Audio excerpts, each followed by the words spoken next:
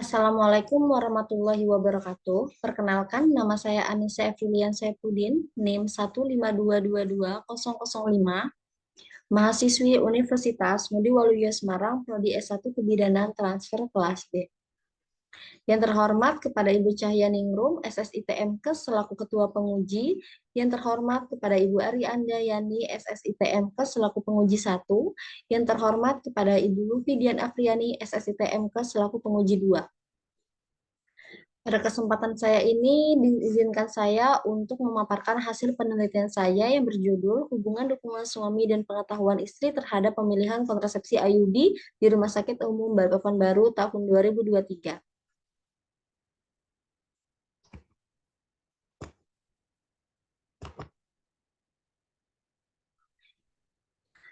Latar belakang, di sini berdasarkan dari data profil kesehatan Indonesia Kemenkes RI tahun 2021, untuk penggunaan suntik 5 KB kontrasepsi suntik 59,9%, pil 15,8%, implan 10,0%, AKDR 8,0%, tubektomi 4,2%, kondom 1,8%, vasektomi 0,2%.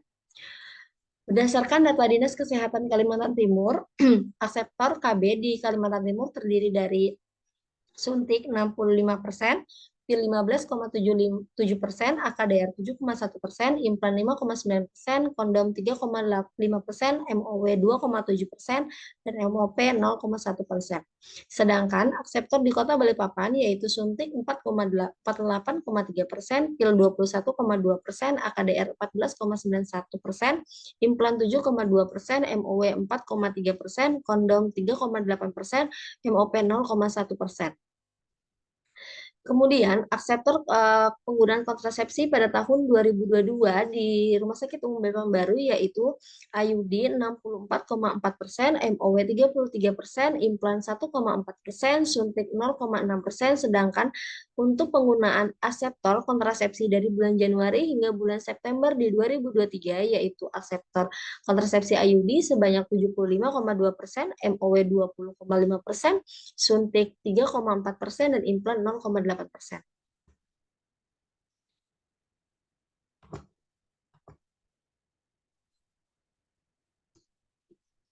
Berdasarkan dari data di atas, aseptor kontrasepsi IUD cukup tinggi, sehingga saya tertarik untuk melakukan penelitian apakah ada hubungan dukungan suami dan pengetahuan istri terhadap pemilihan kontrasepsi IUD di Rumah Sakit Umum Balikpapan Baru tahun 2023.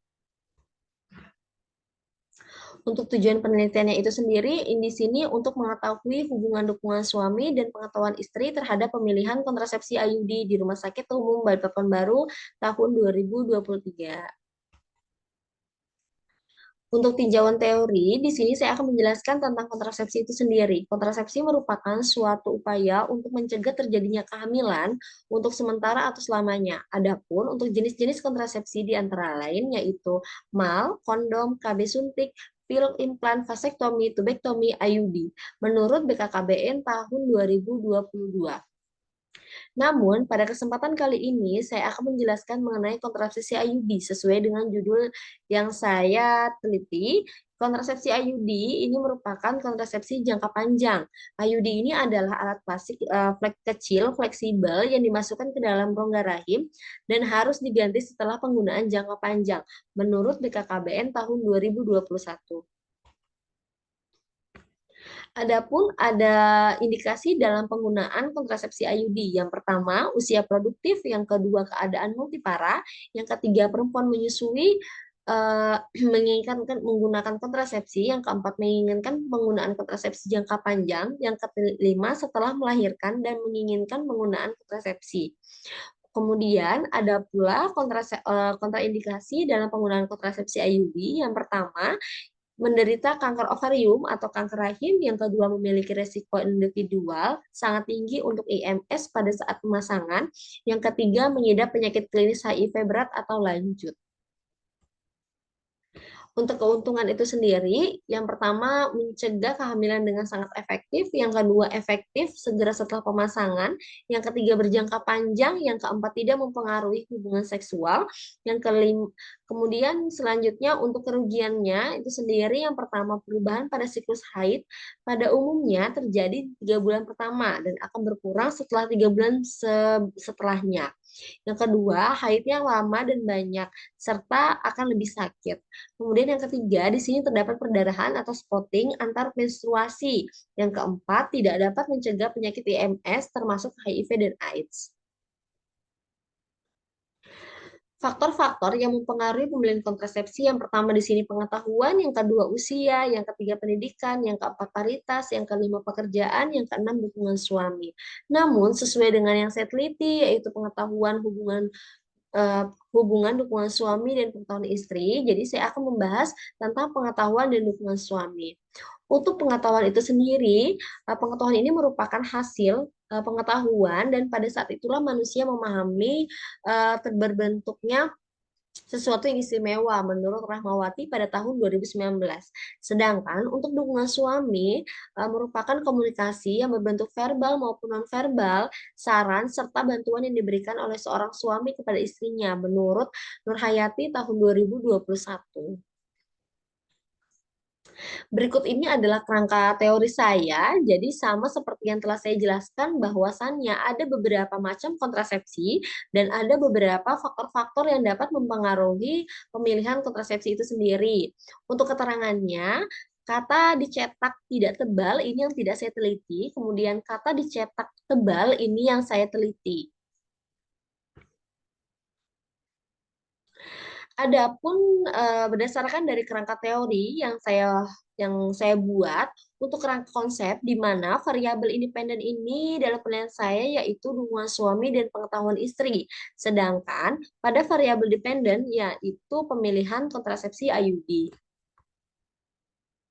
Untuk metode penelitiannya, di sini saya menggunakan kuantitatif korelase dengan pendekatan cross-seksional. Pada lokasinya, di sini berada di Rumah Sakit Umum Baru. Instrumen penelitiannya yang saya gunakan menggunakan kuesioner. Waktu penelitiannya pada tanggal 15 sampai 20 Desember tahun 2023. Untuk populasinya di sini akseptor kontrasepsi baru dari bulan Agustus sampai dengan bulan Oktober yang menggunakan kontrasepsi ini IUD ini sebanyak 25 akseptor dan penggunaan kontrasepsi MOW atau tubektomi ini sebanyak 15 akseptor dengan jumlah keseluruhannya yaitu 40 akseptor. Kemudian untuk sampelnya di sini karena menggunakan teknik pengambilan total sampling, jadi 40 akseptor kontrasepsi baru yang menggunakan kontrasepsi IUD ini sebanyak 25 akseptor dan kontrasepsi tubektomi ini sebanyak 15 akseptor pada bulan Agustus sampai dengan bulan Oktober. Pada definisi operasional, pada variabel independen, di sini yang pertama itu dukungan suami. Pengertiannya, dukungan suami adalah respon yang diberikan berupa dukungan perhatian dan finansial dalam pemilihan kontrasepsi.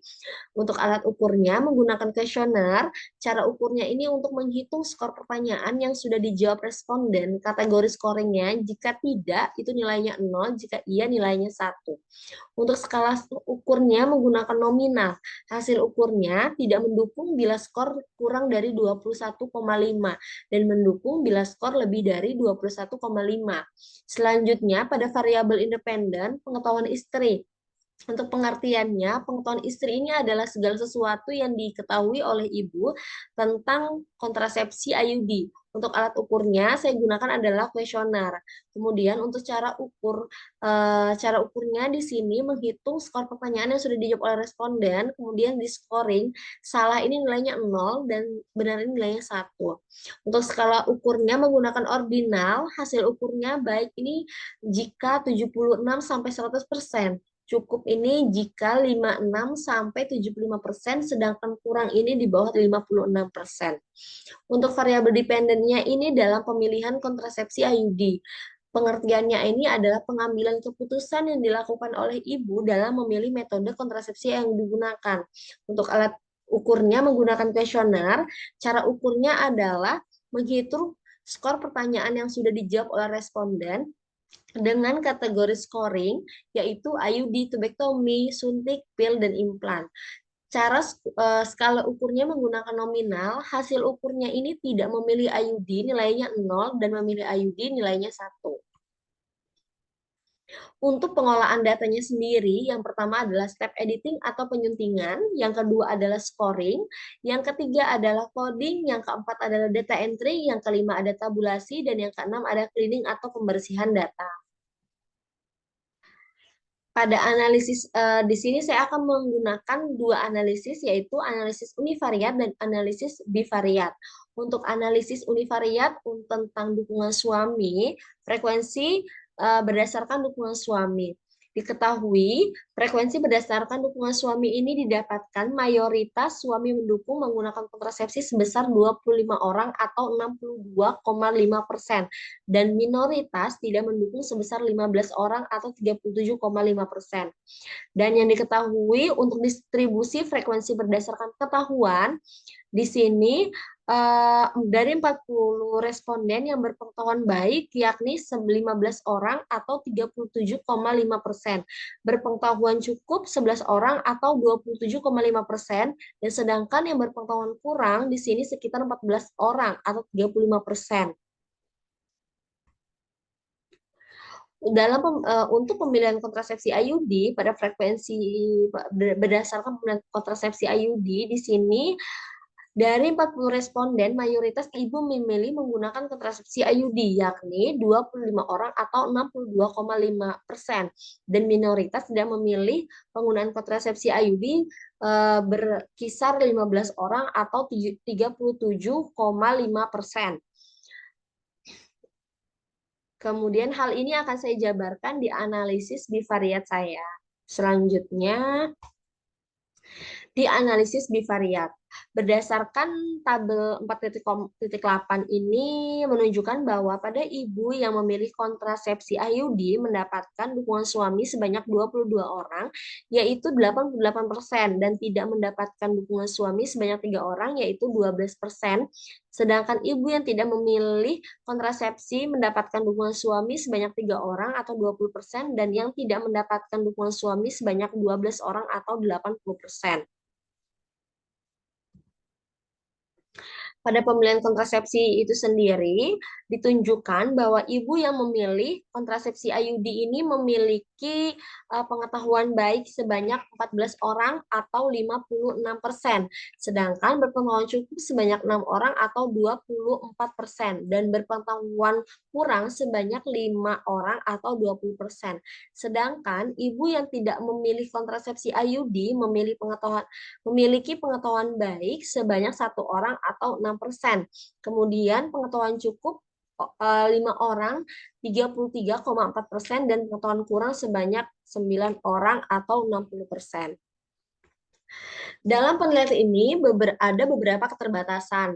Ya, penelitian ini menggunakan kuesioner dengan dukungan dan pengetahuan ibu, di mana pertanyaan yang diajukan bersifat tertutup, sehingga dalam proses pengambilan data, informasi dan jawaban yang diberikan responden melalui kuesioner terkadang tidak menunjukkan pendapat responden yang sebenarnya. Pada kesimpulannya, yang pertama, sebagian besar pengetahuan ibu akseptor kontrasepsi IUD, yakni ibu berpengetahuan baik sebanyak 15 orang atau 37,5%, dan berpengetahuan kurang sebanyak 14 orang atau 35%. Kemudian, yang kedua, sebagian besar ibu berkontrasepsi IUD yang mendapatkan dukungan suami, yakni sebanyak 22 orang atau 55%.